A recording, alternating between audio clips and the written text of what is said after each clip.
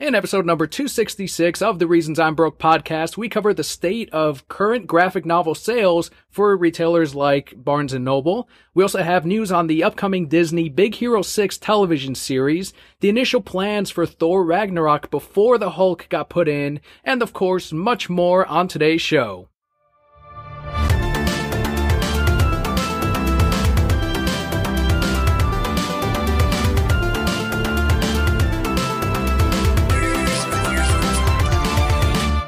Hello and welcome to the Reasons I'm Broke podcast, bringing you the reasons we're broke every single week, ranging from comics, movies, TV, video games, and more. I'm Daniel. For any new listeners, normally we have my co-host Kelli on the show, but she is away on maternity leave.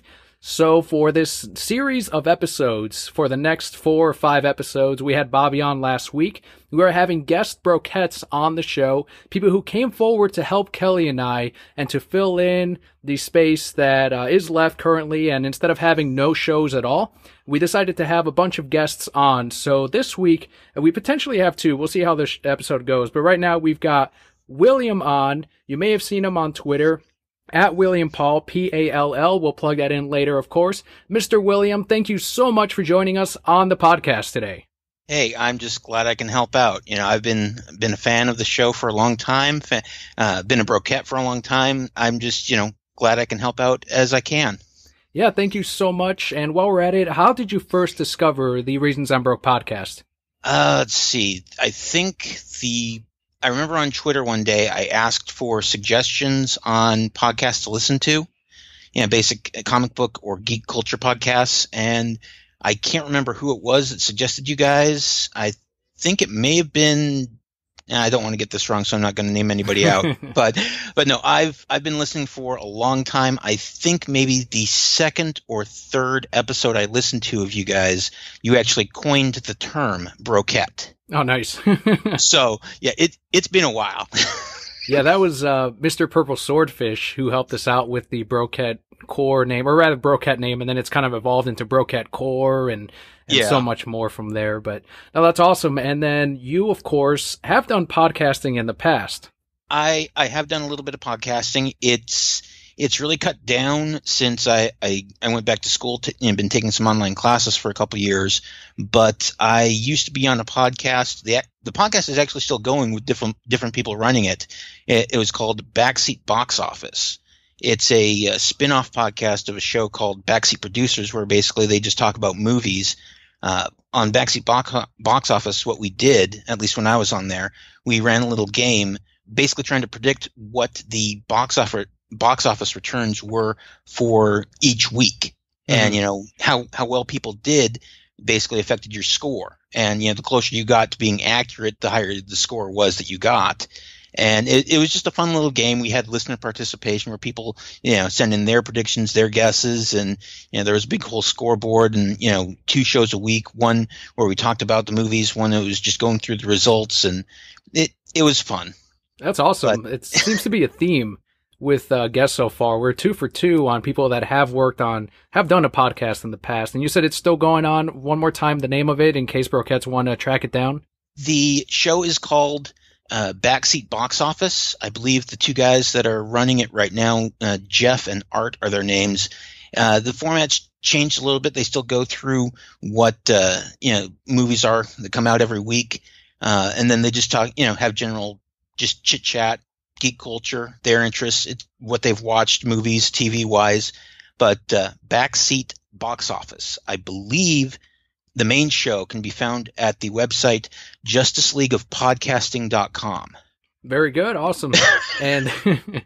And what was your very first, just to break the ice here with listeners, what was your very first exposure to the world of superheroes? Sometimes it can be the cartoons, it can be the comics straight up, it can be for a lot of kids today, it's the current movies. So what was your first exposure into this massive world?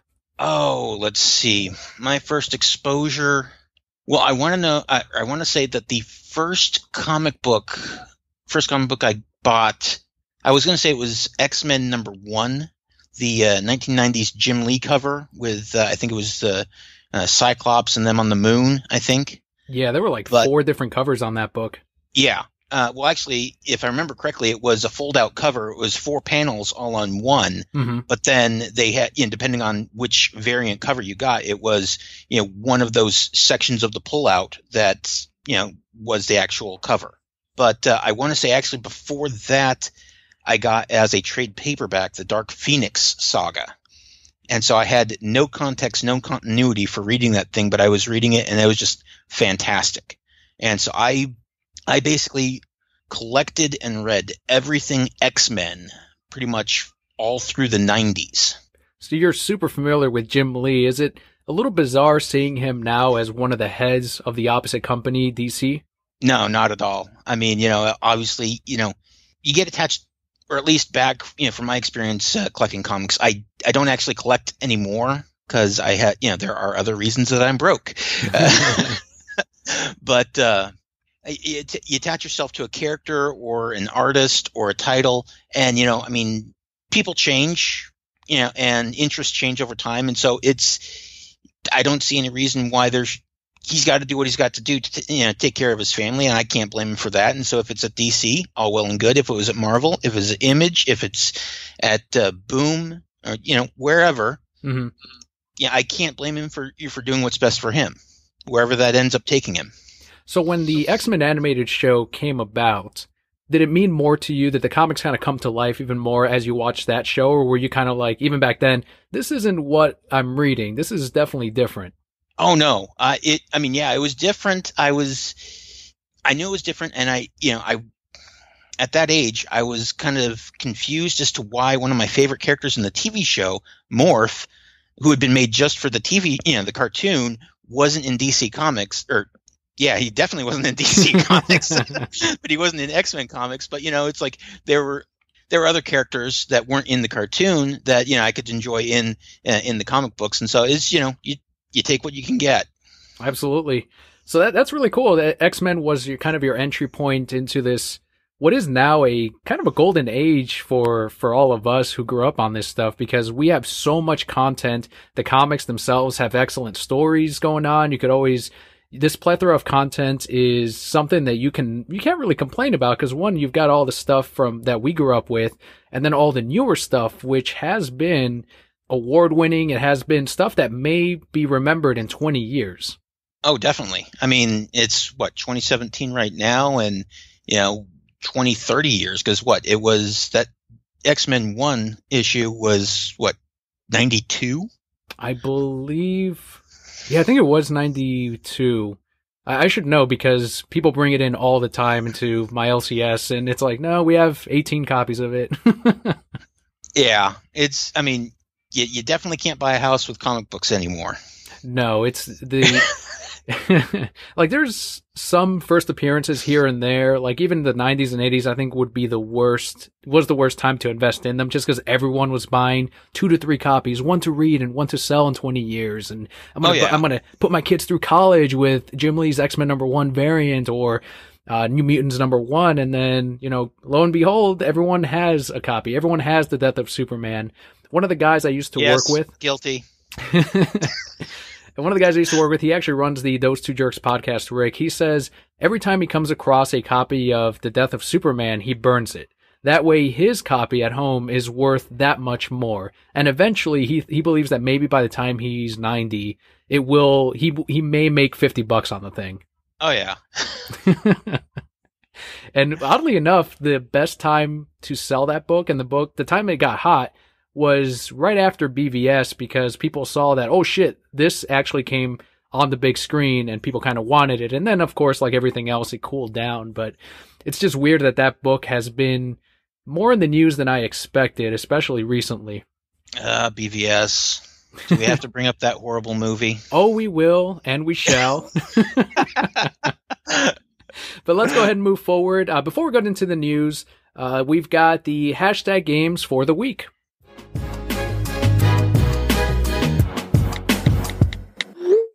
Yeah, the hashtag games. I never seem to be on Twitter when you're running these, and so I don't think I've participated even once. So maybe now that I'm on the show, I can try to participate. Yeah, let's see. You can put me on the spot. What's the hashtag? So the hashtag this week is hashtag ways to be a hero. My entry was you'll need a cape, a cowl, a marketable name. And then Neil, who may be on the show later, but either way, he's a big supporter of the show, a longtime brokehead. His response was the ability to face your fears and a glowing ring. Let's see. Ways to be a hero. Find a sidekick that is good in... you see, I was going to try to make a bad joke about Robin being a whiny kid, but I guess I'm just not that witty. I think we're going to go into him dying, all the Robins dying eventually. Find a sidekick that needs to die because he whines so much. There you go. I mean, yeah, some people would consider them heroes in a way.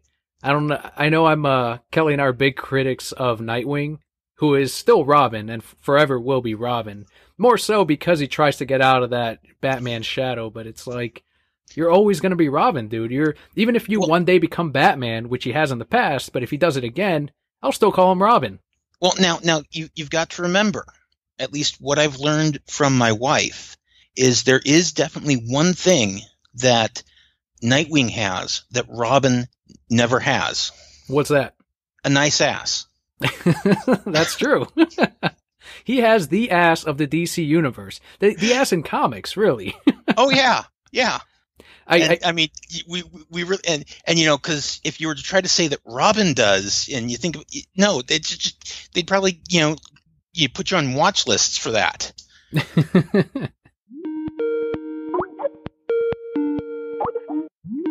And it looks like Neil is on the line now. We did mention he was going to join us possibly later. Neil, longtime brokehead, welcome to the Reasons I'm Broke podcast. Thank you for having me, guys. I'm looking forward to this. As I mentioned to William earlier, what was your first exposure, so the brokeheads know, to the world of superheroes? Probably when I was younger, either cartoons, Saturday morning cartoons, or I remember reading Sonic the Hedgehog comic books. I'd go downstairs after my martial arts class. There was an old school smoke shop. You could buy whatever you needed there, and they had one or two spinner racks. Like once or twice a week, I'd go down and pick up a comic or two, depending on what kind of spending cash my parents gave me. So that's what got me into it, and then sort of drifted off in high school. And when I got to college, one of my fraternity brothers had a whole stack of trade issues. I just started reading those, and then realized the library has them, and I found a local comic shop, and it just sort of spiraled from there. It seems like right now is a really good time for people to get back into comics, or even comics for the first time, because it sounds like, or at least what I see every time I go into the shop on the walls, there seems to be a book for everyone. Agreed.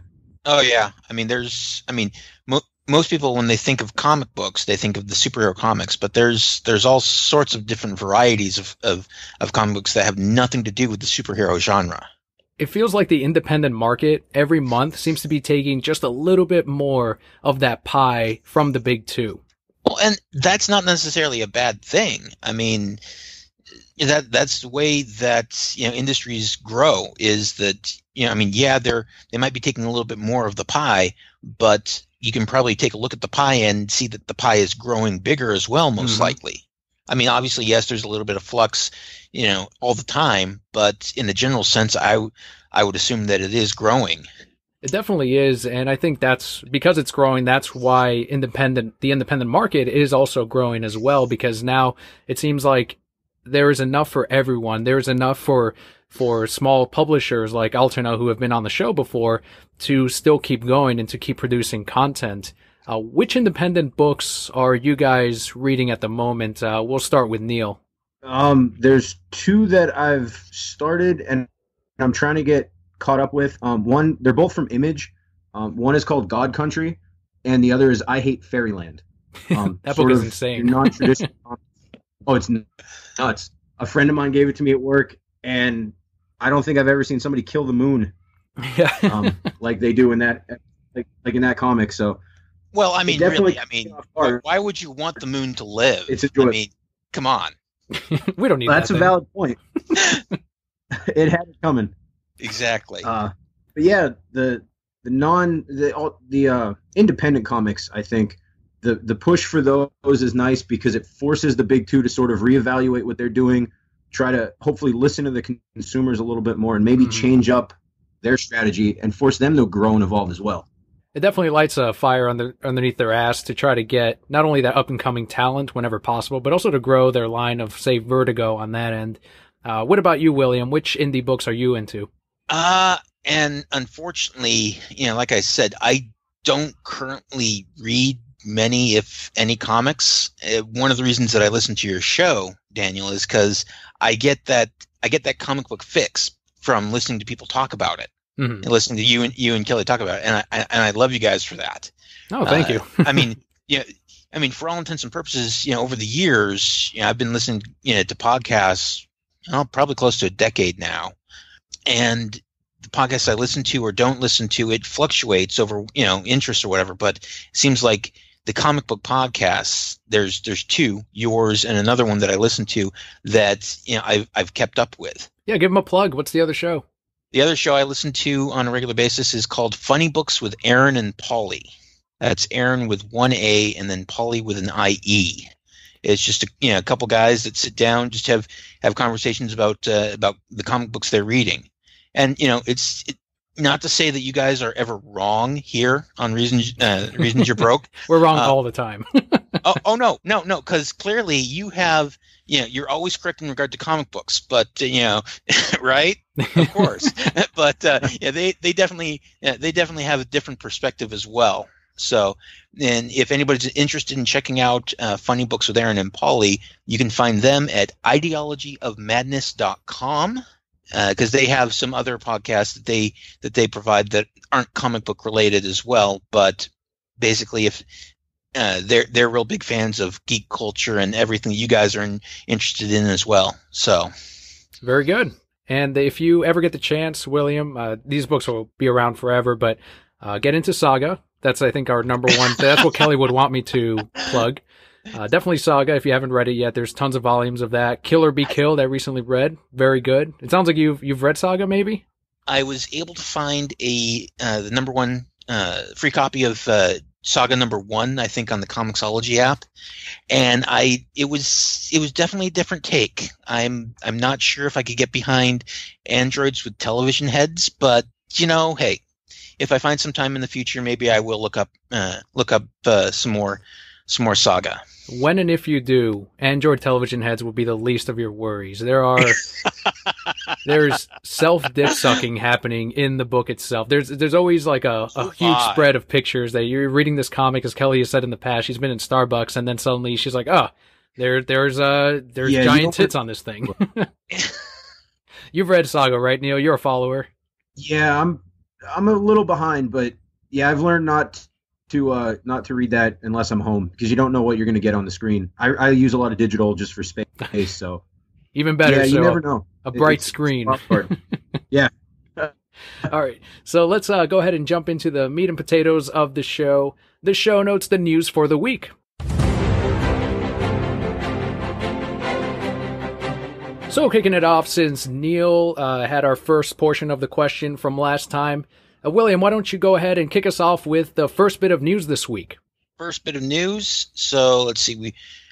News is from the data miners working on Pokemon. Well, I should say the people data mining Pokemon Go. They've found that Generation 3 has been spotted in the wild. And it's rumored that probably by early November, it will be released for people to start catching those Generation 3 Pokemon through their apps. Now, I'm trying to remember which generation was Generation 3. The reason you can't remember is because it was probably the most disliked generation. And this is the one right after Gold and Silver. This is the one with Kyogre and Groudon. So the big red ground fire type of lizard. And then the big blue whale. Okay. All right. Blue. Yeah, because you see, after Gen 1, I kind of lost track because, it's probably a dirty term, but I'm a Gen 1er. I mean, give me any of the 3 starter Pokemons for that, from Gen 1, and I'll be happy. Oh, there's only one right answer on that end, sir. Let's see, wait, I'm going to be channeling my inner Kelly here, and it's Pikachu. Damn it! See, I can't argue with that. No. Actually, I had both Pokemon Red and Pokemon Blue for the Game Boy, and I had Charizard as my starter in Red, and of course, and my mind's going blank. It was I'm guessing Blastoise. Squirtle. Yeah. Squirtle. Nobody fucking loves Blue. Bulbasaur. Not a single person in the world. Just myself. Like, I'm the only guy that's waving the green flag and saying, where the fuck is my green Bulbasaur Build-A-Bear? Well, now, you see, I think my reasoning behind going with that is because the cartridge was red, I went with the red starter. And because the cartridge was blue, I went with the blue starter. I think that solely determines why he's not as popular in the States. He never had a version. Unfortunately, you're right. I truly believe that you are correct about that. Neil, what's your history on Pokemon? You said Charmander earlier, which was the worst possible starter you could have picked. I know. Charizard was awesome, so you had to get him at the end. No, I don't think I played much beyond Gen 1. And even now, Pokemon Go, I have it on my phone. I'll open it up if I go on a run and try to build guys up. But there's so many. A guy will pop up on the screen, and I have no idea who they are. So, yeah, outside of Gen 1, I'm pretty much in the dark. Yeah, unfortunately, I don't play Pokemon Go anymore. But that's only because my smartphone, which I only got my first ever smartphone maybe a year and a half ago. Prior to that, I had not gotten the phone upgrade for 6 years. That's crazy. How do you? I'm guessing your job. Dedication. Yeah, that is for sure dedication. But your job doesn't require, I'm assuming, a smartphone. No. Okay. And so basically, when my wife and I updated to our smartphones, because we always upgrade our phones at the same time. Basically, we started off with essentially what I would call baby's first smartphone. All right. And so like the hard drive space on this phone is prohibitively small. And so basically I barely have enough room for any of the apps that I actually would need and use, such as I don't even have Twitter loaded on my phone, which probably explains why I keep missing the hashtag games. Yeah, I was going to say you can put notifications on for any page you want, but without the app, then yeah, it's kind of it won't really do much for you. Yeah. I think our current contract ends in March, and so we'll probably be upgrading to a phone that has a much larger hard drive and therefore can hold more apps. Boom, there you go. But we'll worry about that then. I feel like a lot of my friends. Yeah, go ahead, Neil. I just said then it's just a matter of trying to climb back out of the rabbit hole, because once you get the smartphone that can do it all, it just drags you down. Oh, yeah. You get stuck.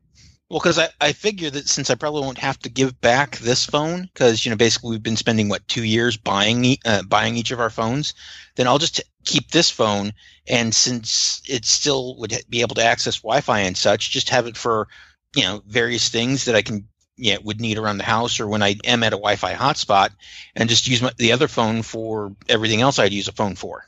I think in general, with a lot of the people that I do know that used to play Pokemon Go, have fallen out of it.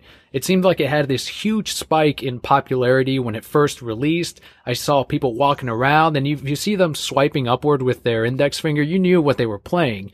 And now it's like you don't see that as often. People are still playing, but I think much like the fidget spinners, it kind of lost its luster.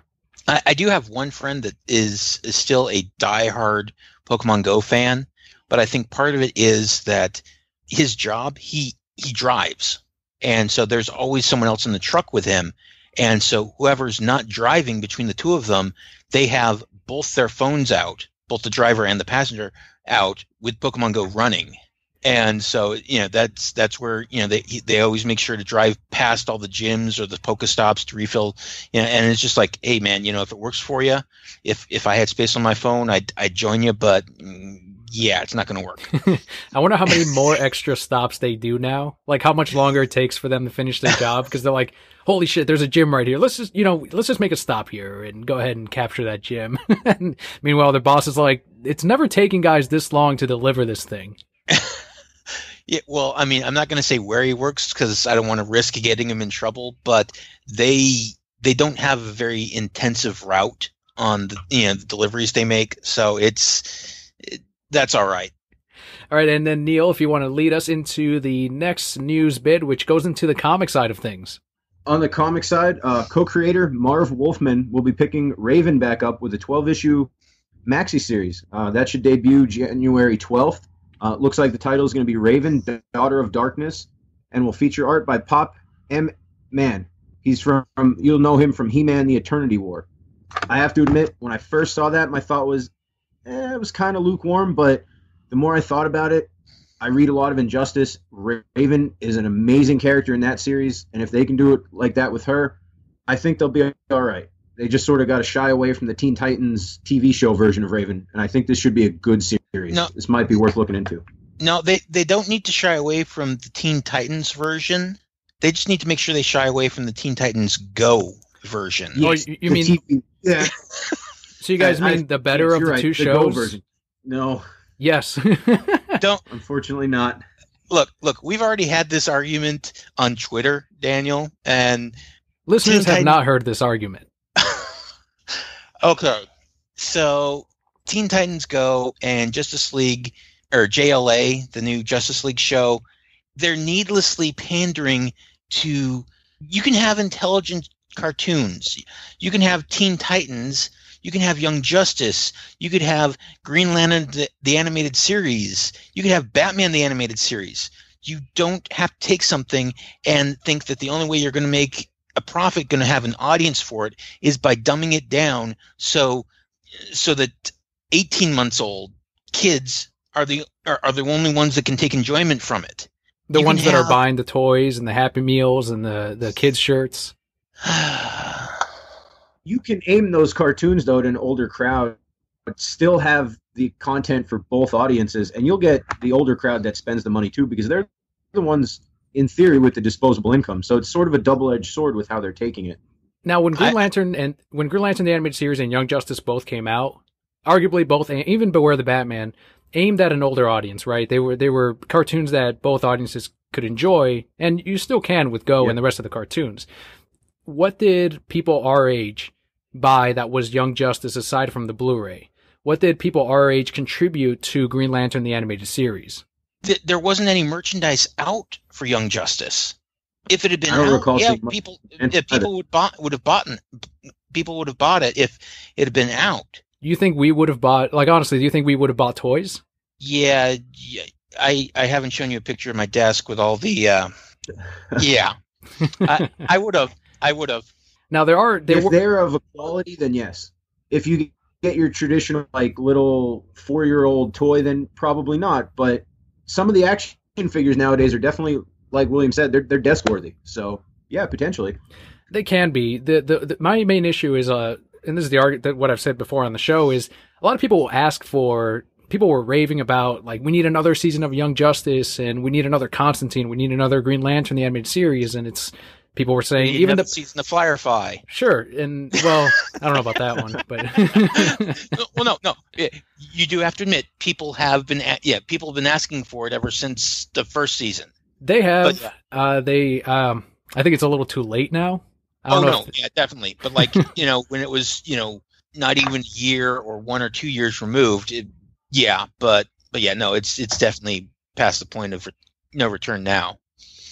But anyway, I'm sorry, I shouldn't have interrupted. No, it's totally fine. I was just going to say that the one way that we could have supported these shows and to have them keep going was to buy the Blu-ray, and a lot of these people weren't doing that, and that's one of the reasons why these shows end up not coming back or being picked up by someone else, is because you put on your network hats and you say, okay, we have an audience. These are our Blu-ray sales. This is how many people are still buying our product. And if people aren't doing that, then what hope do you have of them ever buying even regular merchandise, regular statues, regular high-end toys even for these characters? There was a Young Justice comic book, and I can tell you I had maybe one subscriber down for it, and we know subscribers aren't kids most of the time. The majority of your subscribers, 99% of them, are going to be 18 and over. Yeah. How much do you think the streaming services affect the Blu-ray sales, though? Because I know, like, I could go on and watch your Young Justice on Netflix, or at least I could a month or so. Well, yeah, and you could have then, but when the producer was asking for people to buy the Blu-ray of Young Justice, these weren't available on Netflix. Yeah. It was a good 2 years before they hit streaming services. Fair enough. I mean, kind of, the streaming services are kind of, I think you said, a double-edged sword using that term, because yes, when you put it on Netflix, that would reduce sales of DVDs or Blu-rays because people have it available there. Mm-hmm. Alternately, if the Blu-rays and DVDs haven't been released and people can see the streaming numbers of how many people are interested in the show that they don't have access to in any other manner, then yeah, that might be the tipping point for, okay, well, let's get this merchandise out there, these DVDs and Blu-rays, so that people will buy them. Yeah, of course, at that point, they probably want to take them off, Netflix and other streaming services, at least for a little while, sure, during that initial first push of the Blu-rays and DVDs. So Teen Titans Go, you had mentioned we don't want shows that are like Teen Titans Go. If you see that this is your most popular show on Cartoon Network, Adventure Time is finished. They got overtaken by Teen Titans Go a while back. But if you have this show that is making you tons of money, you're putting it on your network all the time because it keeps getting ratings. Kids love it. They're buying it. It's on Happy Meal toys all the time. How many waves do they keep throwing in there? It's about to have its own movie coming out, and that's again due to the popularity. At my comic shop, the Teen Titans Go comic is one of the best-selling kids comics on that wall. So if you're that network, if you're running that, how are you not ordering more of this? Give us more of this. Well, okay. Yes, if it's turning a profit for the company, sure. But I'm not. Yeah, I would prefer them to put out Teen Titans Go and something that is of an interest to me rather than Teen Titans Go exclusively. They have the resources to put out more than one show. They do, but would they take the shot on something different as opposed to a more guaranteed thing where, look, if we make it like Teen Titans Go, 15-minute format or 12-minute format, as opposed to the 23-minute format, why not just keep going with the formula that we know works? I think this discussion is ending the same way that our Twitter discussion ended, that I'm clearly not going to be winning this conversation. But, hey, after 15 years of marriage, I've learned that I usually lose arguments. Save your energy for the BVS stuff, I guess. What about you, Neil? Do you have any closing remarks on this? No. And that was our Raven Daughter of Darkness news this week. Kind of went off on a little bit of a tangent there, but it continues with Neil, you're a digital reader. After 10 years of the pull list service, Comixology, which is the massive digital distributor for comic books, will be ending their pull list service next year in 2018. Now, with this pull list, I don't know if you used it, Neil, but it allowed readers to preview upcoming books, check page counts, rate every issue for fellow readers, order physical pickups at local participating comic book shops through the app. Now, I think that I speak for everybody in regard to how and why this pull list service is coming to an end when I say Comixology had a pull list service. I didn't know about this until I read the show notes, so I will admit, news to me. I will say that I was aware that they had the service, but I never used it. It seems like a lot of comic shops have their own type of standalone service for this. I know some of the local competition on my end, they did use this for subscribers to manage their pull lists. And I think the reason why most independent shops won't rely on Comixology is because, sure, the digital market does help out comic shops in a way because a lot of people discover these books and, assholes like me that want to own the physical stuff will go into a shop and pick up the physical book.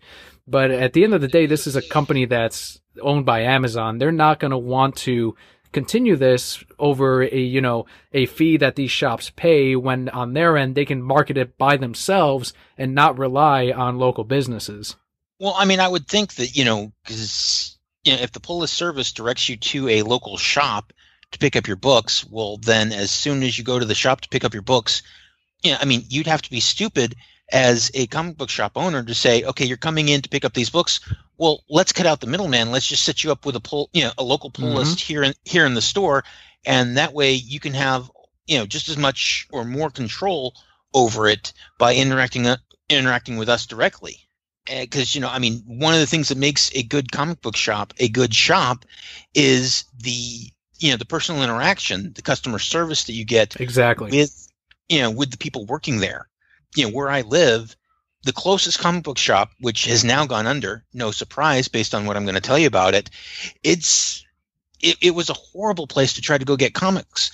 When, I would say probably 3 or 4 years ago, when I tried to get back into comics, because, I decided I'd been out of collecting for a while, I went in there, and it's very creepy vibe from the one sole guy that works there. It's like hearing from other people. It's like he very extremely sexist, and then also he only ever took cash. Jesus. How can you run a business if you, especially in this day and age, if you won't take, a credit or debit card? You would only take cash. He wouldn't set up a pull list. And it's like, no, you got to come in and, pick, we won't set things aside for you or anything. And it's just like, I don't understand how you remain in business. Sure enough, a year or so later, he's closed sign on his door. Evolve or die, a lot of these shops that have been around for many years, you see them closing up because of that same mentality where they're not adapting to the newer marketplace, to the newer consumers that are coming in. As soon as you alienate those new customers, you're not really going to have much of a future. The thing I feel bad about it is, aside from not having a local comic book shop, is that this guy apparently got the shop when the prior owner passed away. The prior owner was a fantastic guy. My wife had gone into the shop for a while before I met him. Before I met my wife, I should say. My wife is not a him. Not that there's anything wrong with that. Just she's not at all. 2017. Yeah, but she described him in a very accurate description. It was like a comic book shop run by Santa Claus. And this guy matched Santa Claus down to the physical description of Santa Claus. I mean, he was an awesome guy. But yeah. You're on the same boat, right, Neil, where you don't have a local comic shop, at least last time I talked to you? When I lived in Pennsylvania, I had a local shop I went to. The reason I've switched more to digital for right now is I've moved twice within the last 2 years. I had a ridiculous amount of product that I would have had to carry across the country with me. So I left them with my roommate and the guys moving in because they enjoyed comics. There's a lot of local shops that I enjoy. And I'll check out for other reasons, like if I know there's a trade back that I want to check out, I'll stop in and get that. But for right now, it's just purely space more than anything. But eventually I will get back. There's just something nice about owning the comic and holding something as you read it, not just clicking on a screen. Right, not being directed on how to read it. That seems to be my biggest thing with digital is, like, you've got the page on your screen or you can do the guided view, but it's not quite the same as you don't have control over looking at the comic yourself with your own eyeballs and just seeing the whole thing. It is I don't know if it's a dying thing with our generation, but it's kind of like a ritual of just sitting there with the pages and churning them yourself. Yeah, and there's a lot on some of these pages. You get a big splash page. The screen just doesn't convey that sometimes. Mm-hmm. And it's just, you take it all in visually. I mean, I would think that, as technology improves and screen resolutions and, soon we'll have 4K tablets and yada, yada, we'll be able to zoom in and see the minute details that the artists draw on the page, through your tablet or phone or whatever screen you're reading your digital comic through. But I would think that, still that physical, the dead tree comic, so to speak, there's still a difference. I mean, there's positives and negatives to both digital and pulp comic books. One's never going to replace the other, and so hopefully there's going to be a way where we can merge the two together, try to make as many people as happy as possible. That actually leads us into our next news bit. You mentioned that one's not going to replace the other. It seems like physical media is continuing strong. Yeah, it says sales of comic books and graphic novels are up over 6% from 2016. It looks like 30% of comic book sales are women, age bracket of 13 to 29-year-olds, covering 57% of the comic book buyers. I think that's forever what you want to see, is you want to always have your youth interested in the material you're putting out, because they are eventually going to be your future buyers, your future 30 to 40-year-olds, continuing the whole genre and continuing the history of these characters. Now, I probably would have to look it up. We don't have the numbers right here, other than what you provided to us in show notes. But the 37% of women, I wonder if that's up or down or maintaining the same as what it was last time they took these numbers. I mean, hopefully it's going up. Yeah, I'd be curious to know too. I mean, offhand, my personal wild speculation and assumption is that it probably is up, which might just be due to the impact that the Wonder Woman movie had on not even geek culture, but general culture. Mm-hmm. And that's definitely not a bad thing. Wonder Woman, amongst others. I know I have an 8-year-old cousin. She's at that reading stage where she needs some help, but she can do it a lot on her own. And Wonder Woman's a big draw. I'll get her Wonder Woman gifts, and I'll always send her stuff trying to get her interested. A little tougher to find some age-appropriate Wonder Woman stuff, but that's a given. But I found that I'm able to direct her towards Star Wars a little bit, especially now with Rogue One, you had a lead female. The Force Awakens, you have Rey. Like I got her a Rey costume when I went down to Florida and ordered one, mailed it to her. She wore it for like the next 3 days, my aunt said. Like she saw the movie, she enjoyed it. So I think just the general media, hopefully with Wonder Woman leading the charge and opening it up to women and to those lead roles will help everybody. Yeah, what I kept hearing when the numbers came in for Wonder Woman was that it proved to the decision makers at Hollywood that you can have a huge hit in the superhero genre, at least with a female lead, and that it changed things for a lot of these movies moving forward. We're not going to have Wonder Woman 2. I'm sure Disney feels a lot more comfortable about Captain Marvel coming to the big screen, and probably even affected her role in, Infinity War or wherever they choose to introduce her. Yeah, I for one, I'm really looking forward to the Captain Marvel movie, seeing what they do with the character. Now, on the tangent of women superheroes, do either of you watch Supergirl on the CW? Yes, I've seen the first 2 seasons. I watched the latest episode last night. Yeah, I have to get caught up. But again, I feel that show's doing fairly well. And again, it broadens it, and it shows the big time execs that, like, look, these characters will work. Let's keep pushing them, and let's keep doing them the right way. Oh yeah, I mean, I don't think I've ever seen a bad episode of Supergirl, and so I'm really interested to see how they progress with the current season.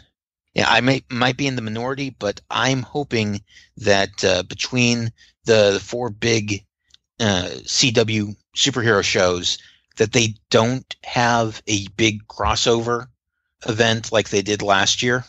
I wasn't too pleased with how they pulled it off last year, but yeah, the show should be good. The show should be good regardless. Yeah, I've enjoyed it so far, and I like that they seem to cast her in the hero's role, in the sense that I remember there was 1 or 2 episodes in the last season where one of the male leads probably could have handled the situation, and she's like, no, I got it, and she'd go and deal with it on her own, and that's great. That's how it should be. Absolutely, so. Yeah. I think that we're definitely going to see a continued shift in the market throughout the next 5 to 10 years. Moving over to the movie side, something that came out from Blast from the Past, didn't even think we'd see a sequel. I know they had been trying to make it work for a while, but now we're actually getting news that, according to Deadline, 1988's Beetlejuice is coming forward with a script rewrite. Wait, what movie? Beetlejuice. You see, I was going to try to ask you a second time, and so but you already beat me to the punch on. Okay. Did that movie introduce Winona Ryder? I don't believe so. I don't think that was her first. We don't know yet if Winona or Michael Keaton will be returning. I would assume that at least one of them is coming back. Well, I mean, even if they don't, I'm sure that their characters will be mentioned in one way or another. New Beetlejuice recasts. Let's see who's everyone's go-to here. Jared Leto, right? I'm not sure about that. Let's see. Of course, I'm trying to think of comedians or people that could fill Michael Keaton's shoes, and my mind's completely blanking on names. Louis C.K. Just my favorite comedian of all time. He can play whoever. Honestly, do you think anyone cares about Beetlejuice 2? Do you think there's a market? I think the window is closed on this one. the time to do a Beetlejuice sequel would have been immediately after the first one, or even when the spin-off cartoon was airing. And I can't remember the cartoon very well, but I think it died a slow death. Maybe I should ask this. Will either of you be there on opening weekend if Beetlejuice 2 happens? If it happens, the only way I can see being there opening weekend is if my wife insists. But to the best of my knowledge, she would probably not have any interest in this. Yeah, I don't think I'd be there. I'll admit, when I first saw the note, my initial response was, "Oh, nice," because I enjoy the original. But Hollywood's very hit or miss with sequels after a period of time. I don't know. I don't think it'd be something I got my hopes up about. I think it's a make or break. If they get Keaton back, that is their best shot at making money on this thing. Now, Keaton's not the most expensive actor in the world. He has, way more weight on him, especially after, was it Birdman? Is that the title of it? Birdman, and then, of course, Homecoming recently, which, his agent could at least come up to the studios and be like, look, Homecoming made this much money, and I was the lead villain, so you got to pay me this much. Now you're talking about Iron Man 3 Homecoming? It was pretty much Iron Man, wasn't it? And no one said anything. Yeah. No one cared. It was weird. I mean, that Spider-Man Homecoming was the Iron Man 3 that I was hoping for when Iron Man 3 actually came out. So hold on, you wanted to see Parker in Iron Man 3, or you... Iron Man 3, which, don't get me wrong, is still a good movie. It's just not the movie I was expecting. Iron Man 3 dealt with Tony Stark being not in the Iron Man suit, which, that completely works for the movie. Mm-hmm. But it just has such a different feel to it than Iron Man 1 and 2. Spider-Man Homecoming had a much more Iron Man feel to it with the way that Tony was portrayed in the movie. And it felt like, him moving into a mentor role would have been good. It was good for the Iron Man character. And I could very easily see that being the focus of like the third movie in the trilogy. What about you, Neil? Are you a fan of Iron Man 3? I enjoyed it. I haven't watched it recently. Again, I think the big issue that people have with it is it's a Tony Stark movie, not necessarily an Iron Man movie. It really doesn't sit well by itself. You have to know a little bit about the Avengers movie to sort of understand where he's coming from in that. And yeah, to sort of end it, it seems like it's the end of Iron Man because, hey, he destroys all his suits. So not a terrible movie. It was enjoyable and it was entertaining, but not a whole lot of replay for my taste. I think that may have been why it was my favorite of the three, because it was so different from the other two. Plus, I really love Kiss Kiss Bang Bang, one of my favorite movies, and this one plays a lot like it, same director, and I don't know, maybe that's why there was not as much Iron Man. There was more about the character itself, not a ton of action in it, and that's just how I kind of like the the Iron Man movies. And I wasn't a fan of the first two. Third one ended up being way different. Now, the one thing I will fault this movie for is that all this damn merchandise came out with the Mandarin, the fake Ra's al Ghul, if you will, from Batman Begins, and every shop was stuck with those damn fake Mandarin figurines and statues. You're actually right. I'd never considered the Mandarin as a fake race. It's crazy because no one wants that version of the Mandarin once they've seen Iron Man 3. No one wants that version of Ra's. It feels weird to call him Ra's, but that's how they said it in Batman Begins. Being stuck with that figurine after you know that Liam Neeson is actually Ra's. So that was one of the things that I was like, God damn it, guys. How many figurines are now left in the dust for people to not ever care about? I was really excited for the Mandarin in that purely because Sir Ben Kingsley is a phenomenal actor. And they had so much potential with that character and with that actor. And I enjoyed who he ended up being because he was humorous, but they left a lot to be desired overall. If they'd played it straight and had like Mandarin, magic with the rings and everything, and having Kingsley play that style Mandarin, that would have been fantastic.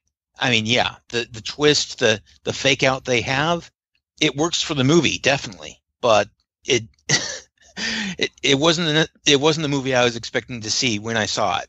Do you think Granted, I was going to say, do you guys think that that's a product of the studios not, at least back then, being as confident of, if we make it just like the comics, it'll be seen as silly and people won't really appreciate it. So why don't we just change the character and make it like this? Whereas if now in 2017, if they make it more like the books, if you have a giant Galactus or any, Thanos, and you make him look exactly like the comic book, people will respond well to it. But when Iron Man 3 came out, we weren't really sure if audiences would handle a traditional Mandarin.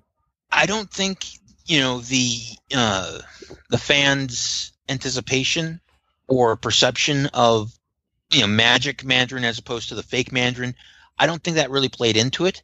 I think that it came down to the script that they were using, the director that they had, because if you're trying to tell a story of a Tony Stark outside of the Iron Man suit, if you're trying to tell a Tony Stark story rather than an Iron Man story, then having the all-powerful magical Mandarin, it doesn't mesh.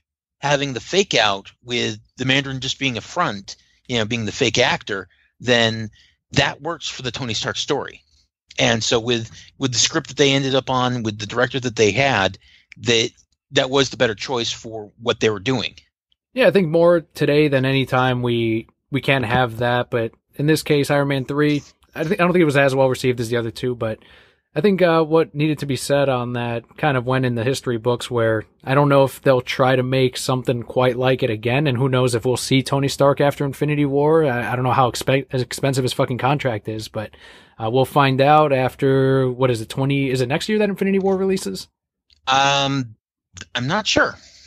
Either way, within this point, I can't keep track. Yeah, within the next couple of years. Keeping it on the Disney side, Neil, if you want to lead us on this. Yeah. Disney XD's upcoming Big Hero 6 animated series is going to launch with a television movie that's titled Baymax Returns. This television movie is going to be set in the fictional city of San Francisco. Baymax Returns is going to explore the moment after Hero believes that his compassionate, cutting-edge robot Baymax is lost in the Forever Portal and discovers the chip his brother Tadashi designed to create Baymax. Hero begins school as the new prodigy at San Francisco Institute of Technology, sets off to rebuild Baymax, but his overconfidence and perchance to taking shortcuts leads him and the newly minted Big Hero 6 team, Wasabi, Honey Lemon, Go-Go, and Fred, into trouble. This is set to release November 20th, and this is coming to us from the Walt Disney Animation Studios award-winning feature film Big Hero 6. I saw the trailer for this while I was going over the show notes, and this looks really entertaining. Well, okay, so I haven't seen anything on it. Are they using the same animation style as the movie? Are they doing like regular cell shaded animation or how? Along the lines of the Disney animated shows that I remember within the last maybe 7 or 8 years. Okay. I can't speak to the current Disney run, but it's going to be your traditional animation, not really computerized as far as the trailer showed.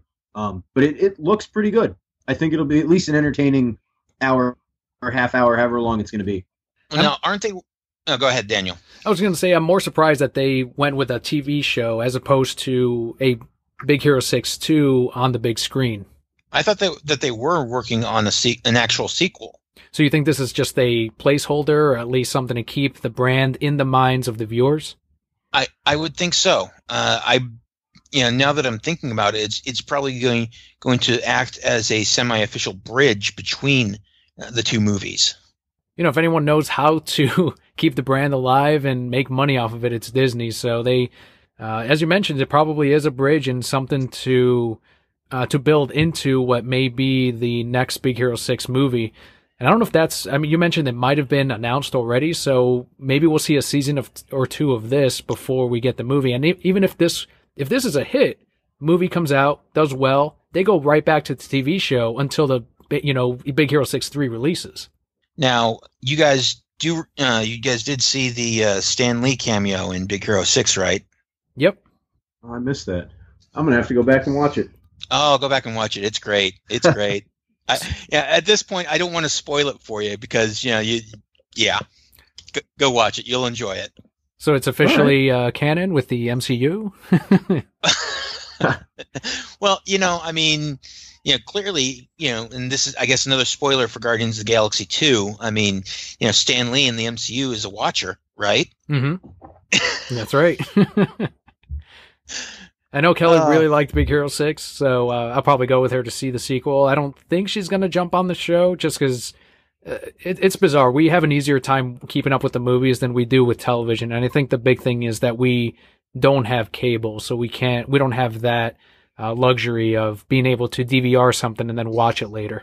Yeah, I'm in the same boat as you. And there's, I mean, some stuff, if I can't find it streaming through, the big three streaming services I have, Netflix, Hulu, and Amazon Prime, I'm probably not going to see it.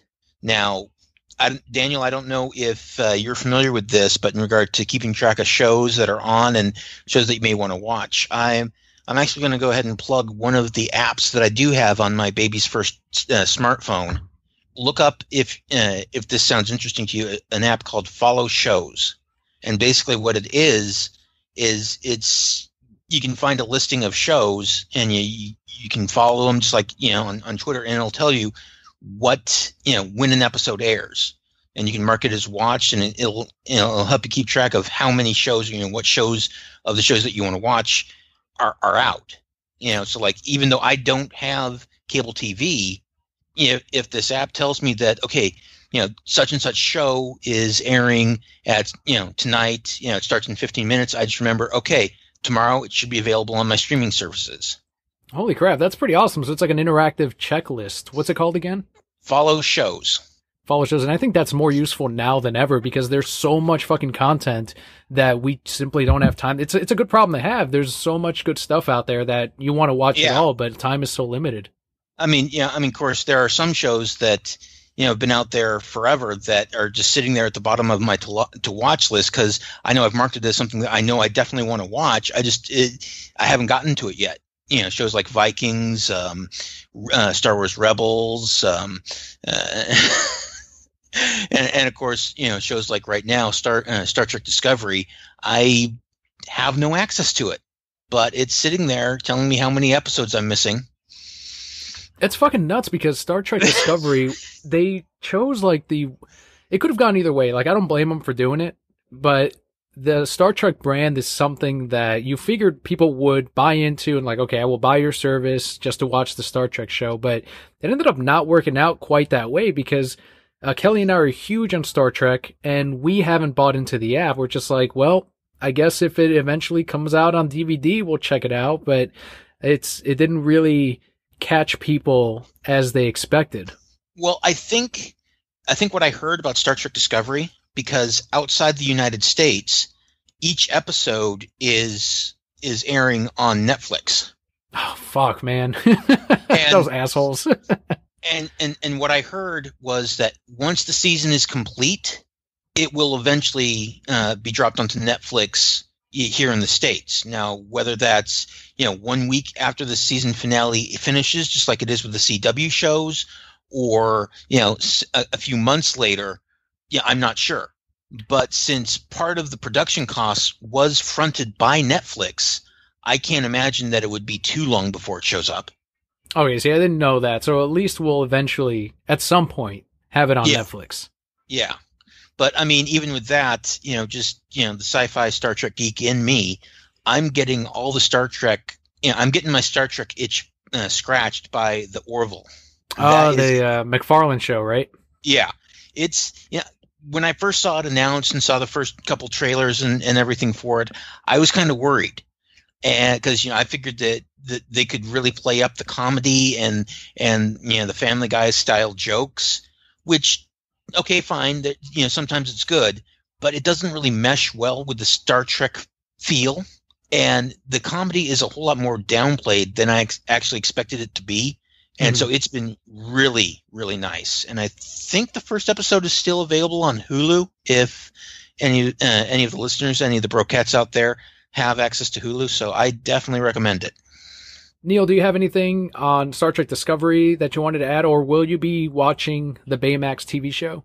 I don't know. I might check out the Baymax movie, the Baymax Returns, but I was never really a Star Wars fan. I saw the new movies with my dad. He grew up watching, or not Star Wars, Star Trek. He grew up watching that, so he and I went sort of like a bonding thing. But outside of the new movies, I really haven't watched much, so that's probably going to be a skip for me. Sounds good. Do you guys like conventions? Do you guys go to your local cons?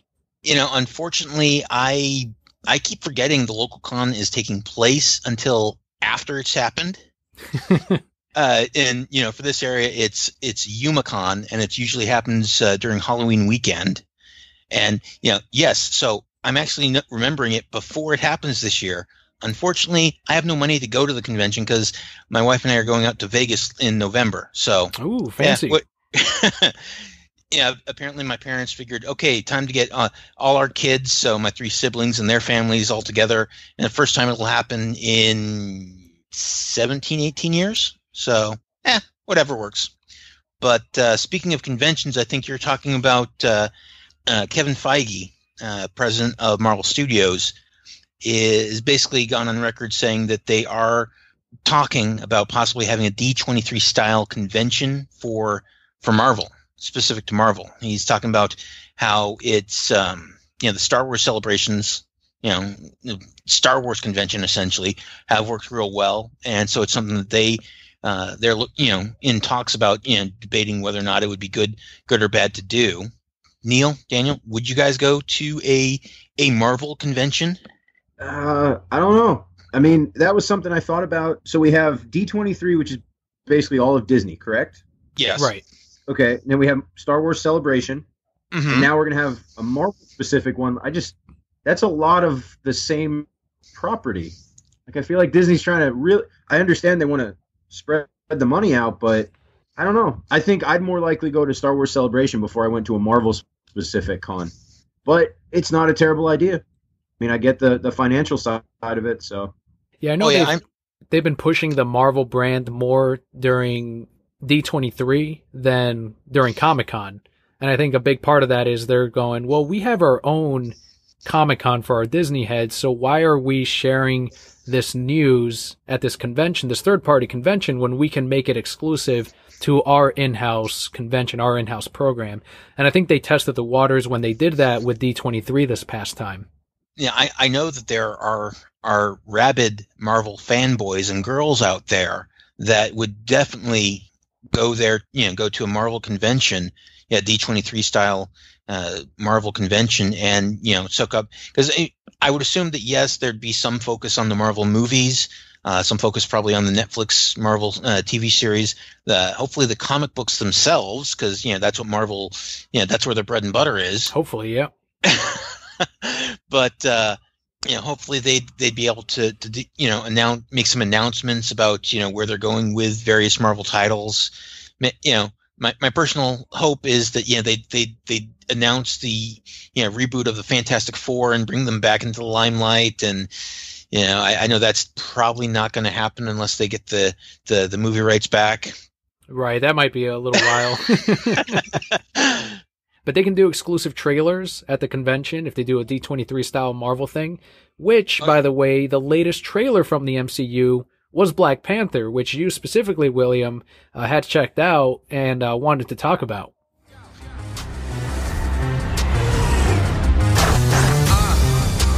We at home.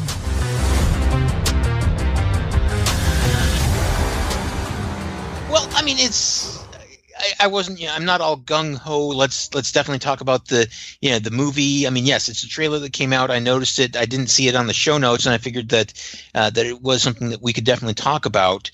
Neil, did you get a chance to see the Black Panther trailer? I did. I checked it out the other day. Looks pretty good. I'm excited for it. I will admit, not a huge Black Panther fan, but I think they're doing well by the character, from what I understand. I enjoyed bits that we saw of him in Civil War, and I think the potential for a very good Marvel movie is there. Oh yeah, well, because I mean, I think after Hulk Ragnarok, that's the. I'm sorry. No, you're Thor, right. It's Hulk Ragnarok. Planet Thor. Yeah. I'm sorry, I'm off base now. But after Ragnarok, I think Black Panther is going to be the next Marvel movie, because that comes out in February. Yeah, I think you are right. It is. I mean, it makes sense. It's the one they're marketing the most aside from Ragnarok, so that would be the next one. And then next year, I mean, it's got to be Infinity War then next year. I can't think of another. Or is it Ant-Man 2? Ant-Man and the Wasp that's coming out next year.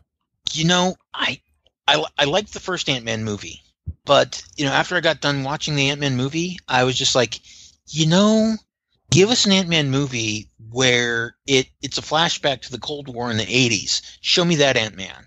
So you want to see wife beater George? What was it? Michael Douglas beating up people and. Well, now was he a wife beater or was that a Skrull? Posing as a wife beater. I'm not sure because that area, that time frame gets kind of fuzzy. Yeah, but, Disney wants to keep it that way. Yeah, so I probably won't see that Ant-Man. But no, the Black Panther trailer. It's got Watson from Sherlock Holmes. It's got Golem. Yeah, of course, it's got. I'm horrible with actor names, and so it's got that one guy from Avengers reprising his role as Black Panther. Chadwick Boseman. Yeah, there we go. And Michael B. Jordan, right, as the villain. Yes, that's one tweet I saw that they showcased the latest villain. They showcased the villain in his full outfit fighting Black Panther, and one thing that said it resonated with me, and I'm like, yeah, that's kind of true. Is if this were a DC movie, there'd be blog posts and tweets about how they revealed the villain much too early. Well, did they actually reveal the villain in Wonder Woman before the movie? No, they didn't. That was definitely a surprise that was left for the movie itself. Yeah, and if they had, I personally, I wouldn't have cared one way or another. But at this point, I think a wise podcast gave the advice that I try to ascribe to, that the closer you get to the release of a movie, the less you want to watch the trailers. And so I think at this point, with my interest in seeing Black Panther, I'm going to see it regardless of what other news comes out.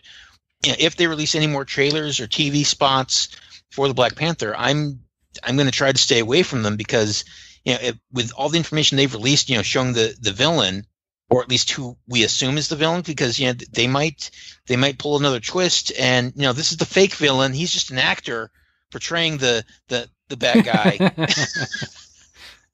But so they might pull that one on us. But I'm worried that if they do show another trailer, that it'll just show too much of the movie at this point. I wish I could remember what podcast I was listening to that gave me that advice. I'm at a loss. Are we within 6 months? I think we're just about at the cusp. Well, you guys can let me know how Black Panther is. I've never read a Black Panther comic. I have zero interest in the character or the movie. Didn't blow me away in Civil War. So you guys let me know how it is. I will. I'll keep that in mind. Is that typically your stance? Like you have to read the character to enjoy the movie? You don't have to, but if you've read the comic, then that tells you that you have interest in the character. If you continue to read it, then you have interest. I have never read it. I've no interest in the character. I've never been caught by it. I guess I've never had the incentive to. See, I guess if I'm not willing to pay, or I was going to say $2.99, but it's Marvel, so $5.99 for a comic book, then I definitely have no interest in spending $12 in the movie theater for it. Yeah, if you don't have that. Myself enjoying them. Yeah, I don't think it's a requirement. I'm not saying that you have to have read Black Panther in the past to watch it. I'm just saying that I'm using that as, I guess, an analogy of my interest level for the character. That's fair. It's completely dependent from person. Well, I was just curious.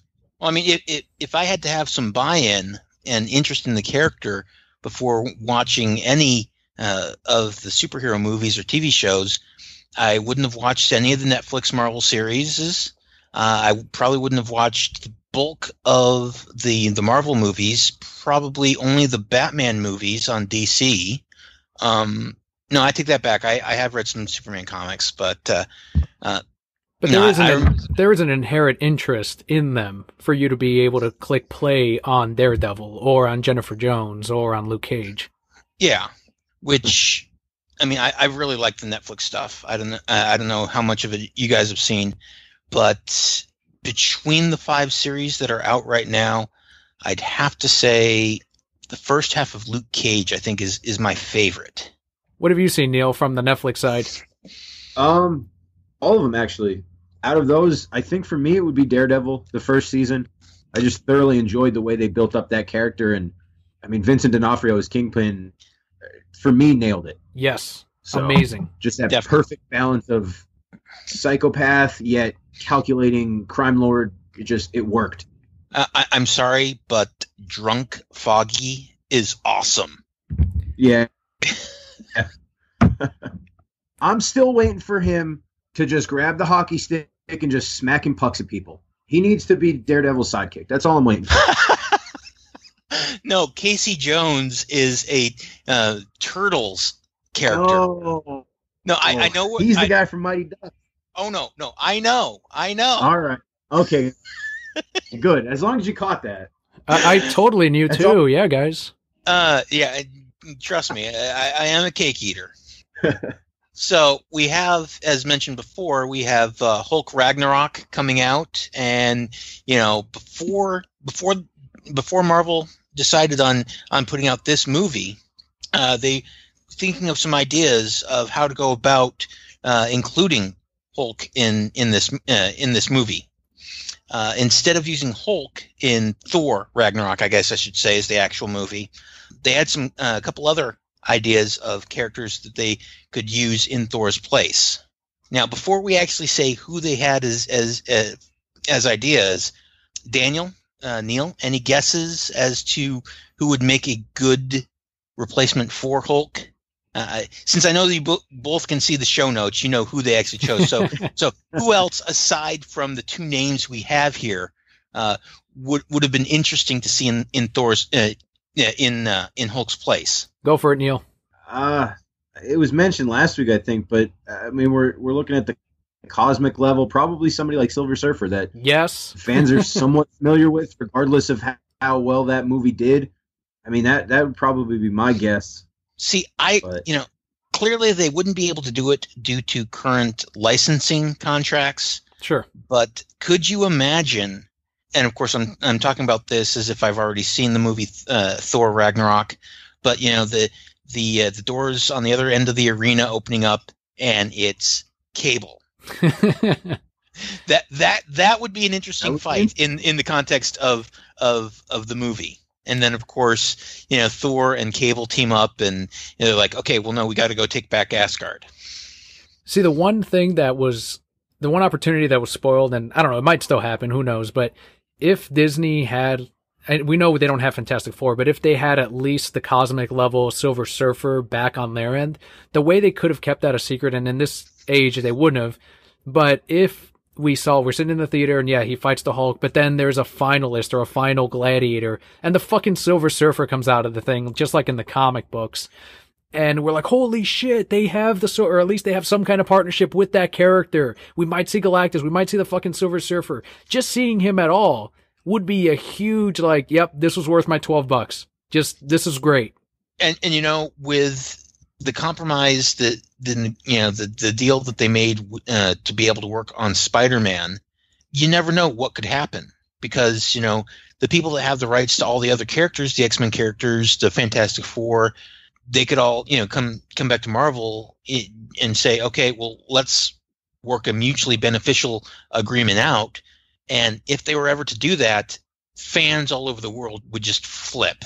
They'd enjoy. They'd be just like, yes. It would just be sticky floors in every theater across America. Look, Dan, you need to take care of your arch nemesis, Ocean Master. Please, just. By the way, I can't wait for Aquaman. Is anyone not excited about Aquaman? I mean, holy shit. Jason Momoa, what we've seen already is incredible. We know we're going to get Black Manta. We know we're going to get Ocean Master. And this is going to be the film in which he takes the crown as king. Oh, man, it's going to be good. I love that everything I've seen with him, he just looks like he's having such a good time. Oh, yeah. And that says it all. Like, he's having a blast. He's loving it. And that's going to come across in the character. And I think he's going to nail it. Ever since they first showcased the early footage of him as Aquaman, the first shot of him, it was controversial. People were saying that looks nothing like the comic character. That looks nothing like Aquaman at all. And my argument has always been, one, I'm glad there's someone that I can sort of look like for once and on the big screen. But two, they needed to make some kind of major change for that character to resonate once again with audiences. Well, I mean, what else were they going to do? Fall back on the default 1960s, 1970s Super Friends Aquaman? I mean, he definitely needed a makeover, character makeover in the public view. And I mean, of course, since that time, there have been many changes to the character in the comic books, but your average non-comic reading fan is, until Momoa as Aquaman it came about, that's what everybody thought of. That, oh yeah, he's just a guy that has the means to telepathically talk to fish. It's like, no, there's more to him than that. Right, and even Jeff Johns took on the character in the New 52, did an amazing arc with it, but it wasn't enough really to bring new readers or new fans to Aquaman. The current Rebirth book that Kelly and I are reading is great. It's kind of like, Game of Thorns underwater, but it's a massive epic that, some people are reading, but it's once again not in the limelight. So I think that does go to show that once people, and that's going to be a weird part, because once Justice League comes out, they see obviously Aquaman and the Flash are going to be two of the highlights of the movie. When they go into shops and they're like, I want to read an Aquaman book. Oh, that's not Aquaman. That's not what I saw in theaters.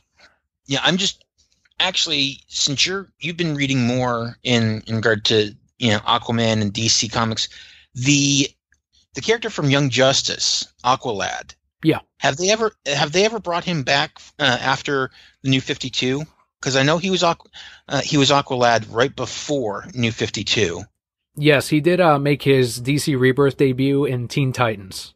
Okay, all right, because I really liked him, and then all of a sudden with New 52, he's just completely gone. I was just like, it's too bad. But I'm glad to hear that he's back. I'll have to look up some Teen Titans. Yeah, he was on cover of Teen Titans. They tried to make a big thing of it. It didn't really move books, which again goes back to my thing of, Young Justice people aren't going to buy the product. They just want to watch the stuff. So, but yeah, he's there. If people want him, they don't apparently, but he's there. Like I said, I'll have to research and look that up. So that's good.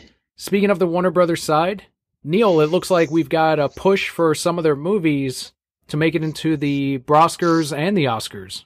Yeah, a list of Oscar movies that I've actually watched. They're pushing right now for Dunkirk, Blade Runner 2049, the Lego Batman movie, and Wonder Woman. We're hoping for nominations. They'll be announced on January 23rd, and right now the ceremony is scheduled for March 4th. So hopefully we can see some superhero movies deserve the recognition that I think they get. Hey, man, if Suicide Squad can win, I think Wonder Woman can too. Well, now that's true. Here's the question, because of course we have the Warner Brothers talking about their Oscar campaigns for these four movies. Have they mentioned anything in regard to Brosker campaigns for any of these movies? They have not. They were trying to see if Broskers would come out with their nominations first, just so they can try to ape something similar, because they know that those are the definite winners. But those have not come out yet, and they've been pressured by the Academy to come out with something. So it sounds like they're going to come out with their list, and just like last year, Broskers are going to come out with their own, and then Brokettes will know the true winners of this year's, or rather next year's, Brosker ceremony. Okay. Because, yeah, I mean, we understand that the Brokettes, listen to the show not for Oscar information, but for Brosker. And, you got some smart Brokettes out there, clearly. Well, rest assured that Wonder Woman and Lego Batman will definitely be, at the very least, Brosker nominees. Uh-huh. Neil, you said you've seen all four of these. Which one? I'm aiming to see all four. Oh, you're aiming. I apologize. Okay. I've seen Lego Batman and Blade Runner potentially this weekend, depending on how things go. Dunkirk, if I can find it in theaters still. Fall's just a busy season for me. I think it's probably left theaters. If they are pushing for an Oscar run, they might re-release it in theaters. Mm-hmm.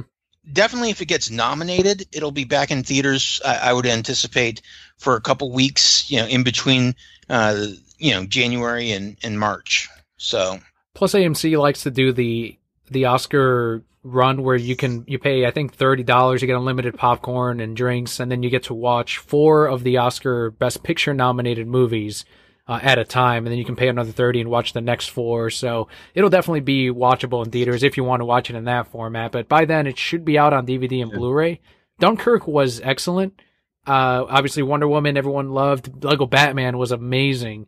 Fantastic. I have not seen Blade Runner. I was going to go see it today. Maybe I'll see it tomorrow, but from what I understand, it's not really raking in the box office. And, you know, I don't think I expected it to, because Blade Runner is it's got such a select audience. I saw it for the first time in its entirety 2 weeks ago. Oh, wow. Well, I think with Blade Runner... Well, it may not be raking... I was just going to say, while it may not be making a lot in terms of box office numbers, I feel like all the reviews I've heard for Blade Runner from various sources are fairly positive. So hopefully that's what they're banking on, and they're going to sort of go with that angle on things. But yeah, I haven't looked at numbers for it. I would assume that Blade Runner 2049, just in general, it would be more of a slow burn rather than, a fantastic push right at the beginning of the box office release. Because the sense I get is that the people that are interested in Blade Runner are the ones that, yes, they will go see it in the theater, but they're not the type that definitely need to see it first weekend. They know it will be in the theater for at least a couple weeks, and so they've got some time. Granted, that I could be completely wrong, but yeah, it's definitely, I think, a word of mouth type of campaign at this point, because everyone that I've talked to, all my friends that have seen it, liked it. I haven't spoiled anything, so I'm good to go on watching it. But yeah, it's also not something that I'm running out to watch. But again, I just saw it for the first time 2 weeks ago. My friends were telling me which version was the right one to see, and my brother was telling me which version was the right one to see. And so I saw the director's cut. I don't know if that's the right version, but that's the one everyone else was telling me. The director's cut is the one to see. I've lost track of all the different versions of Blade Runner. I can't even actually remember the last time I saw the whole movie from start to beginning. So, yeah, I probably need to rewatch it again. A final thing before we jump into last bit of news, and I do want to actually go into the Patreon shoutouts first, because I think that the next piece is going to be probably the more heady portion of the show. So let's head into our Patreon shoutouts for the week.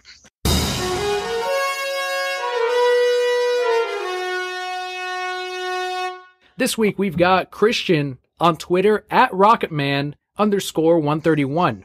Want to give a huge thanks to Christian for supporting the show, The Reasons I'm Broke podcast, on patreon.com/The Reasons I'm Broke. You as well, Neil, you're a Patreon backer. I can actually thank you right now. Thank you so much for your months and months of backing. Thank you for the countless hours of entertainment. Of course, you're well. It's always something that we, Kelly and I, take a lot of pride in putting it out, and I'm glad you two are helping out this week, and you're now a part of it. And it feels great, that we can have this episode even, and that we can do the show for another year, and that we have these backers that are helping the audio quality of the show, the website, and future goals as well. So thank you so much, Neil. And to the rest of our listeners, to Christian once again for being our shout out this week. Be sure to follow him on Twitter once again at Rocketman_131. If you would also like your shout out every month on Patreon, head on over to patreon.com/The Reasons I'm Broke. You can find the link at thereasonsimbroke.com at the very bottom of the page. And a special thank you to decalavenue.com for the help at the $5 decal reward tier. Final piece, who wants to lead us into the opinion piece with Mr. Sir Kevin Smith? Well, okay. So what he says is that there's no such thing as a bad comic book movie. To quote him from Screen Rant, all of them are good. There's no such thing as a bad comic book movie. Even the ones that people say are quote unquote bad are better than no comic book movies. And to a certain extent, yeah, I got to agree with him. It's fantastic to have something to complain about, but if it wasn't there, you couldn't complain about it. I mean, it's something that gives us, a recurring theme on this show, the Nerd Rage reactions. We couldn't have the Nerd Rage reactions if they didn't have something to react to.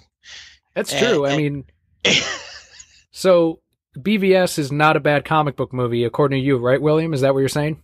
Okay, see, with BVS, it really is a good movie, but it has one big problem with it. It is too dark. God damn it. This argument. No. Now, I'm not saying that the dark themes, the dark story, no, those are, I mean, yes, it is dark, but that's not a bad thing about it. What I'm talking about is how the cinematography, everything is so dark. You can hardly tell anything about what's going on in the movie because it's all dark and in shadows. Another great movie, except for the fact that you can hardly tell what's going on the screen, is Pacific Rim. It's always outside at night when it's raining. You can hardly make out any of the action on the screen because they have no lighting.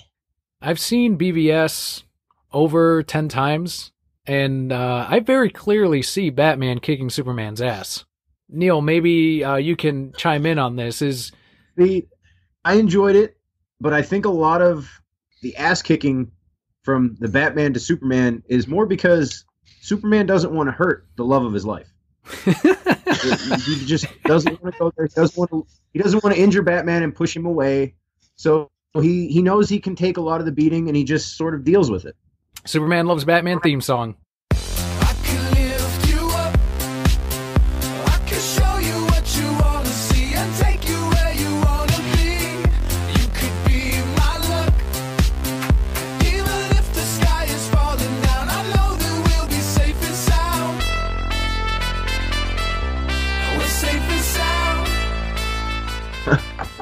And we're going to see more of that in Justice League. I mean, he's coming back for Batman. Oh, I'm looking forward to when Superman comes back and just runs to his lover, and Batman's like, oh great, you're back. Let's go kick some ass.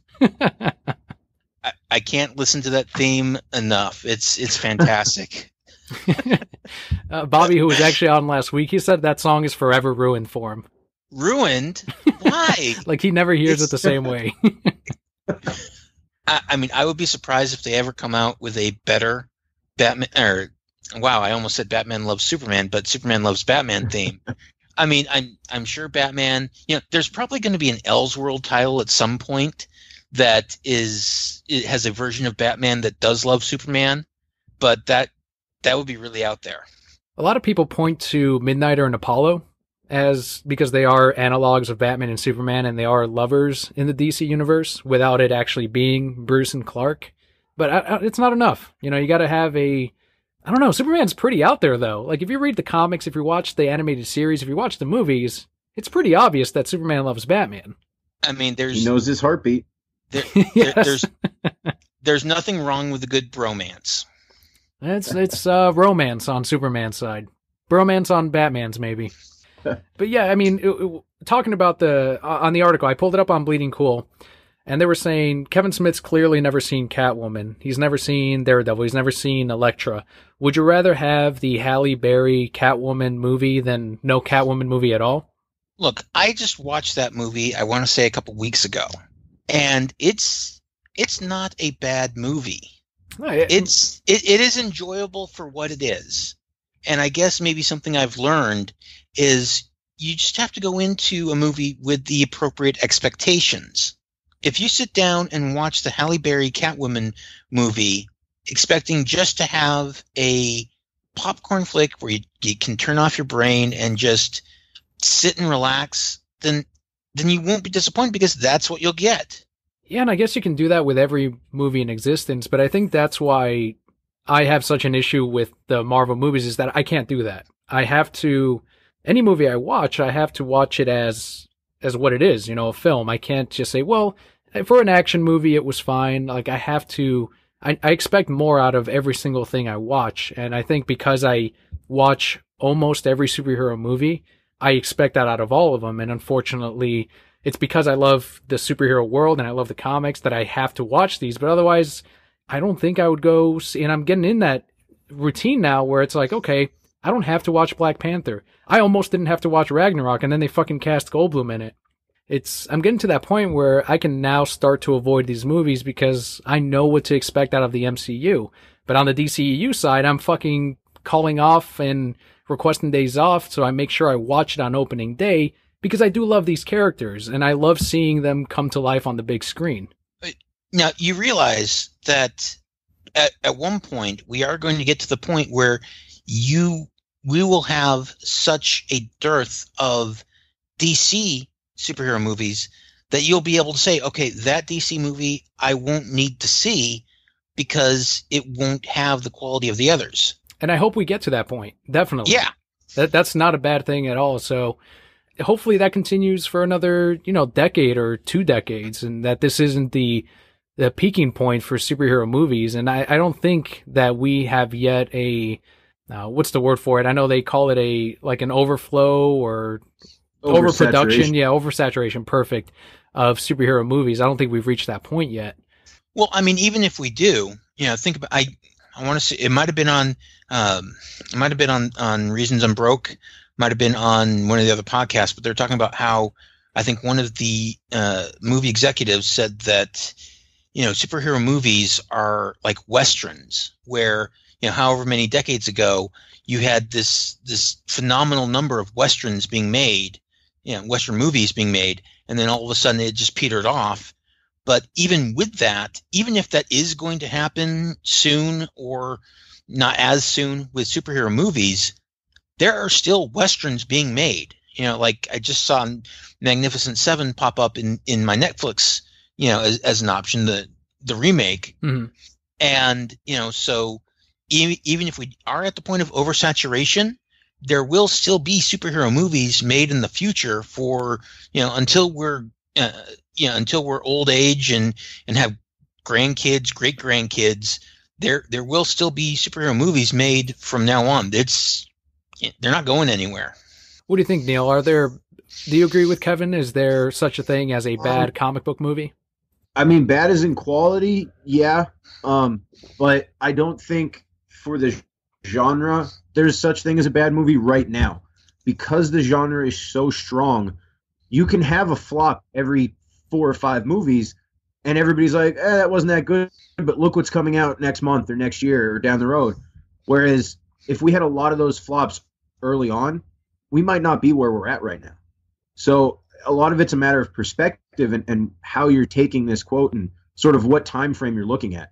I think early 90s, you have a lot of really bad superhero movies. Maybe they don't take a chance on Iron Man, and maybe you don't end up with Guardians of the Galaxy and stuff like that. Right now, they could have a flop or two, and realistically, it doesn't really affect anything else because people know there's 4 other ones down the road. Mm-hmm. Yeah, and I don't think there's yet been a box office flop for the MCU or the DCEU. I think they've all made more than made their money. Yeah. People can talk about critical acclaim or reviews or how it was received, but the bottom line is the box office returns, the DVD returns, the deals they broker with Netflix or HBO or all of these other streaming networks. And I think that's one thing that a lot of people forget when they talk about these movies, like, they should just give up on, just reboot Spider-Man again, or they should reboot this or that. And it's like, well, you got to remember that these things are still making money. And that's something that I'm constantly reminding people and they still forget, is that's all that matters. It's how much money is this thing making? Yeah. Once they stop making money, that is the clear determinant of when things will stop. So final thing that I want to wrap up with on both Neil and William, and once again, huge thank you for turning out this week and for making this episode possible. Without you guys, there would be, this wouldn't be an episode 266 quite like it. I don't know if I would have had someone else or what would have happened, but a huge thanks again to both of you guys for being on. Oh, hey, I don't mind. I'm here anytime you guys need me. My best to Kelli and Leo. Hope they're doing well. Yeah, Kelly's still recovering, but she's doing well. She's getting some sleep. I'm a heavier sleeper, so I'm getting more. But the baby's doing well too. He's growing like a pound every week or something crazy is what they're aiming at. So he's healthy, he's strong. As soon as he was born, they did the skin to skin with Kelly, and the little guy was lifting his head and looking around, and I'm like, that's a fucking strong ass baby. And even the doctor was like, wow, he's lifting his head. So yeah, they're both doing really well. Thank you. It's those Atlantean genes. Exactly. No, thank you for giving us the chance to help out. I mean, for all you guys do for your fans and for the entertainment you guys put out. Like I said in my email, a little bit out of my comfort zone. This isn't something I've ever done before, but I wanted to at least make the attempt to give something back to you guys, just to thank you for everything you've done for us. And yeah, I know I'm super excited to hear that everybody's doing well on your end and that everybody's healthy and progressing as they should. Yeah, thank you. And you both did great. I do want to tell you guys, and it's much appreciated with the rest of our listeners too. Make sure to let them know what you thought, Brokettes, of the episode, just like you did with Bobby last week. Go ahead and let the listeners know where they can find you. Good. All right. Well, let's see. The two easiest places that you'll be able to find me will be on Twitter at William Paul, and that is Pall for Paul. And I'm actually more on a social media service, I guess you'd call it, called Discord, which you can find at discordapp.com. Basically, with all of the video games that I play and such, it started off as basically a voice chat replacement for things such as Mumble, Ventrilo, TeamSpeak, and it's kind of a replacement for Skype as well. And you can find me, if you're on Discord, at William Paul, hashtag 3614. You know, if you ever want to do any gaming together, I'm waiting for the release of Destiny 2 on PC. So if anybody out there likes that game, I've never played Destiny 1, so it should be interesting to discover the world of Destiny. So those two methods would be the easiest way for you to find me. For me, the easiest would probably be my Twitter account. I can be found at nmats68, so NMATZ, then the number 6 and 8. Just fair warning, I'm a medical person, so every now and then I post some crazy injury pictures, so just brace yourself. But I'm trying to become more active there. Usually I ebb and flow with how active I am on Twitter and whether I'm just retweeting stuff. So, but that's pretty much the easiest way to get in touch with me right now.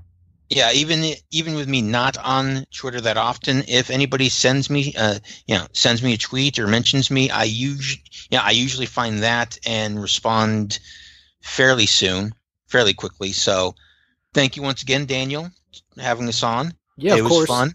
Thank you again for both of you being on and discussing the world we love so much: superheroes, comics, movies, TVs, and of course a small mention of video games too. And I hope all the listeners enjoyed it. Episode number 266 featuring William and Neil.